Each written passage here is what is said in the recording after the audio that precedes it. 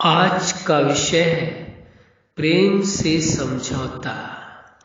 आप सभी अच्छी तरह से जानते हैं, समझते हैं, अनुभवी हैं कि प्रेम से जो समझौता है वास्तव में वह सर्वोपरि समझौता है। दुनिया के जितने भी समझौते किए जाते हैं उन समझौते में ये हो सकता है किसी का फायदा और किसी का नुकसान हो, ये संभावना है, या दोनों का ही फायदा हो, ये हो सकता है।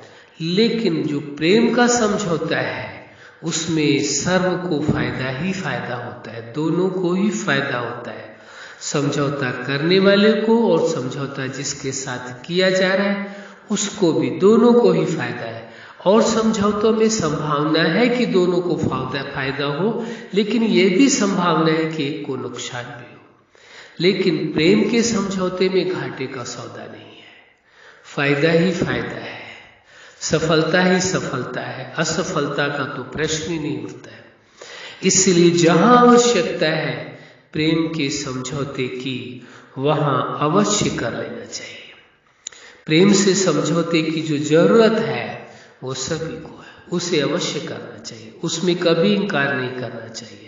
क्योंकि प्रेम से जिसने समझौता कर लिया जीवन में, वास्तव में उसने देखा जाए तो उसने अपने जीवन के साथ समझौता किया हुआ है। और जब जीवन और प्रेम दोनों एक होकर के रहेंगे तो वास्तव में जीवन सफल होगा। समझौते का मतलब ये नहीं होता है, एक अभिप्राय ये भी निकाला जाता है, एक अर्थ ये भी निकाला जाता है कि जो कार्य आप करना नहीं चाहते हैं फिर भी आप समझौता कर रहे हैं, वो समझौते की बात नहीं कर रहे हैं। यहाँ समझौते की बात कर रहे हैं जिससे और ज्यादा आपकी घनिष्ठता हो जाए, और ज्यादा आपकी उससे सहमति हो जाए, और ज्यादा लगाव हो जाए, उस समझौते की बात करें। तो प्रेम से आपका लगाव हो, प्रेम से आपका समझौता हो। आपने देखा होगा बिजनेस में, किसी और चीजों में, जब कोई अपने से और बड़े के साथ समझौता कर लेता है तो उसका अस्तित्व और बढ़ जाता है, ऐसा मान करके समझौता किया जाता है। इसी प्रकार से या आप देखते एक देश दूसरे देश के साथ समझौते करते हैं, इसी प्रकार से आप ये देखेंगे कि आप प्रेम से समझौता कर रहे हैं। किसके साथ समझौता कर रहे हैं? किसी व्यक्ति के साथ समझौता नहीं कर रहे हैं। किसके साथ कर रहे हैं? आप स्वयं प्रेम के साथ समझौता कर रहे हैं। इस बात को समझने की आवश्यकता है। और प्रेम से समझौते में क्या होगा? आपको भी फायदा है और किसको फायदा है? प्रेम को भी फायदा है, क्योंकि प्रेम को जीवन चाहिए और जीवन को प्रेम चाहिए। इसलिए प्रेम की समझौते की बात है। पीछे जैसे हमने आज चर्चा की कि समझौते में किसी एक को फायदा या नुकसान होता है, वो सांसारिक विषय था। सांसारिक बात है कि हाँ, समझौता जो सांसारिक किया जाता है उसमें कभी दोनों को फायदा होता है, कभी एक को नुकसान भी होता है, एक को फायदा होता है। लेकिन आप किसके साथ समझौता करने जा रहे हैं ये देखने की आवश्यकता है, ये समझने की जरूरत है। किसी व्यक्ति के साथ नहीं, बल्कि स्वयं प्रेम के साथ आप समझौता करने जा रहे हैं। तो किससे समझौता आपको करना है? प्रेम से समझौता। जिसने प्रेम के साथ समझौता कर लिया वास्तव में उसने सबसे बड़ा समझौता किया है, क्योंकि प्रेम सर्वोपरि है, सर्वोच्च है, सबसे महान है, सबसे श्रेष्ठ है, सबसे ज्यादा ताकतवर है, शक्तिशाली है। प्रेम सबसे ज्यादा विशाल है, प्रेम सबसे ज्यादा चर्चा का विषय है। तो देखिए, उसके साथ समझौता कर लेना यानी अपने अस्तित्व को और ऊंचा उठाना है। या दूसरे शब्दों में कहें तो ये उचित होगा, प्रेम से समझौते का मतलब है कि अपने अस्तित्व से समझौता कर लिया आपने, कि आप अपने अस्तित्व को और ऊंचा उठाना चाह रहे हैं।